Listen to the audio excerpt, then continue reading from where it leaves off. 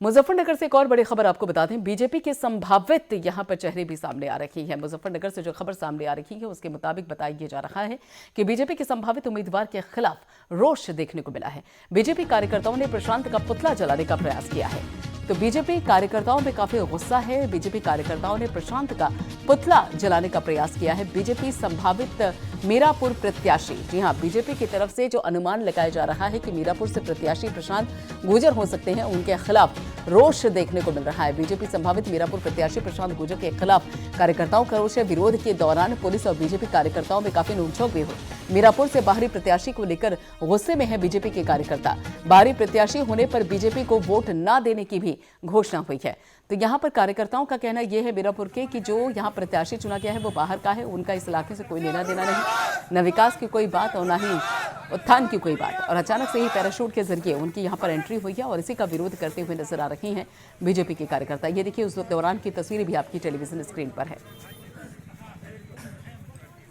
सचिन जौहरी हमारे साथ जुड़े हुए हैं, हमारे संवाददाता, इस बाबत आगे की जानकारी देने के लिए। सचिन, अक्सर देखा जा रहा है कि यहाँ पे जो प्रत्याशी हैं बीजेपी के या फिर जो विधायक हैं, उनके खिलाफ कार्यकर्ताओं का गुस्सा देखने को मिल रहा है। यानी कि बीजेपी के ही कार्यकर्ता अपने ही प्रत्याशी, अपने ही विधायकों के खिलाफ। ये जो परिस्थितियां हैं वो बीजेपी को कहाँ लेकर जाएंगी? और फिलहाल ये जो मामला सामने आया है मीरापुर में, इसका अभी तक क्या कुछ है लबुलुआब?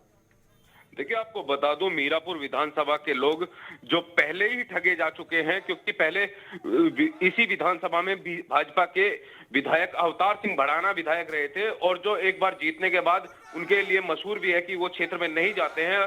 और उसके बाद पूरा 5 साल का कार्यकाल रहा कि इस क्षेत्र के लोग विकास से वंचित रहे और अपने विधायक को देखने के लिए तरसते रहे। इस क्षेत्र में उनका काफी विरोध भी हुआ, उनके लिए चस्पे किए गए पर्चे की गायब है, विधायक लापता है, तो उसी को लेकर पहले से विरोध में थे। और अब फिर से दोबारा से जो एक संभावित सूची जारी हुई है उसमें प्रशांत गुर्जर का नाम आया है और उसी को लेकर क्षेत्र में रोष बना हुआ है और जबरदस्त रोष है।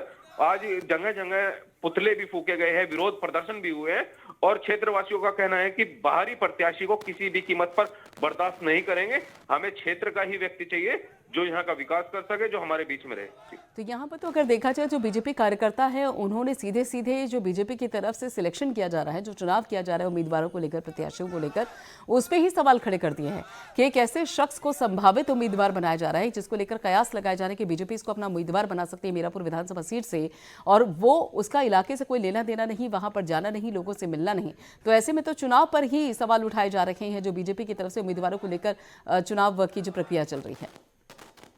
बिल्कुल, क्षेत्र के लोगों का कहना है कि हमें बीजेपी से कोई बैर नहीं है, लेकिन हमें बाहरी प्रत्याशी भी नहीं चाहिए। हमें इसी क्षेत्र का प्रत्याशी हो जो हमारे बीच में रहे, हमारे विकास करे और हमारी सुख दुख में हमारे साथ रहे।